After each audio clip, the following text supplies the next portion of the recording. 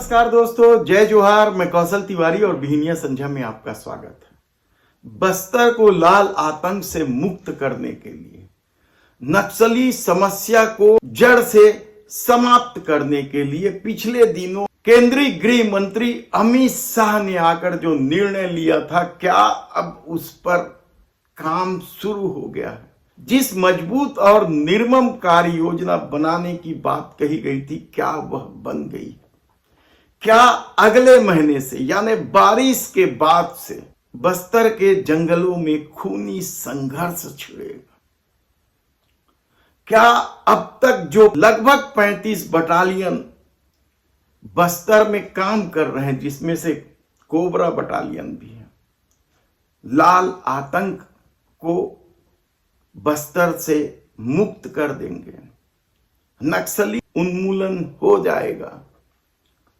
यह सवाल सिर्फ सवाल बनकर रह जाएगा, क्योंकि पिछले 2 दशकों से बस्तर जिस तरीके से लाल आतंक के साए में जी रहा है, पुलिस और नक्सलियों के बीच फंसकर बेगुनाह आदिवासी मारे जा रहे हैं और सत्ता को संसाधनों की पड़ी है और वह अधिक से अधिक संसाधनों का दोहन कर लेना चाहती है, पूंजी बना लेना चाहती है। तो क्या आने वाले दिनों में बस्तर के जंगलों में एक बार फिर गोलियों की बौछार होगी? यह बात हम इसलिए कह रहे हैं क्योंकि केंद्रीय रिजर्व पुलिस बल ने बस्तर में 4 और बटालियन भेजने का निर्णय कर लिया है।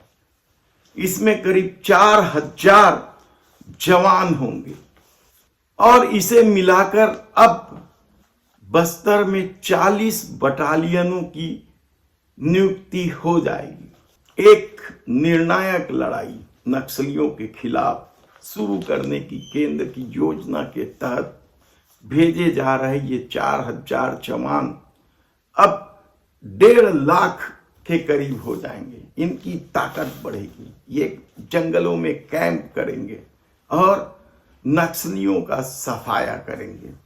केंद्रीय गृह मंत्री अमित शाह जब पखवाड़े भर पहले रायपुर आए थे तो उन्होंने राजधानी में समय सीमा तय करते हुए कहा था कि अब निर्णायक लड़ाई की जरूरत है और वे इसके लिए प्रतिबद्ध हैं। सीआरपीएफ के जो जवान छत्तीसगढ़ आ रहे हैं, उसमें से 3000 जवान झारखंड से और 1000 जवान बिहार से आ रहे हैं। इस साल नक्सलियों और पुलिस के बीच जो झड़पें हुई हैं, उसमें अब तक 150 से अधिक नक्सली मारे गए हैं। इसमें पुलिस को भी नुकसान पहुंचा है और उनके भी कई जवानों की मृत्यु हुई है, शहीद हुए हैं वे।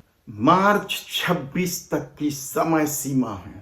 हालांकि 2 साल का समय है, लेकिन बटालियन अगले महीने के पहले तक पहुंच जाएगी। और यकीन मानिए कि जिस तरीके से भारतीय जनता पार्टी के सरकारों की रीति नीति रही है, आने वाले दिनों में बस्तर में यह देखने को भी मिलेगा। हालांकि राज्य सरकार ने नक्सलियों के पुनर्वास के लिए योजना भी जारी की है और एक ढंग से नक्सलियों से सीधे सीधे कहा गया है, या तो आप मुख्य धारा में आ जाइए या फिर बुलेट के लिए तैयार रहिए। आज की मीटिंग में छत्तीसगढ़ के मुख्यमंत्री जी ने कुछ फैसले भी लिए हैं जो वामपंथी उग्रवाद के लंबे समय के प्रभाव के कारण निरक्षर रह गए हैं, चाहे उनकी एज कोई भी हो। इनको साक्षर बनाने के लिए छत्तीसगढ़ सरकार और भारत सरकार का गृह मंत्रालय एक अभियान चलाएगा, ये तय हुआ है। जो जानकारी मीडिया रिपोर्ट के जरिए बाहर आ रही है, उसके अनुसार सीआरपीएफ की कोबरा जवान इस कार्य में लगेंगे और वे तमाम तरह की आधुनिक तकनीकियों का उपयोग करके नक्सलियों को समाप्त करने की कोशिश करेंगे। देखना है कि इन जवानों के आने के बाद जब बारिश खत्म हो जाएगी, तब सरकार और नक्सलियों के बीच संघर्ष और कितना तेज होता है। धन्यवाद।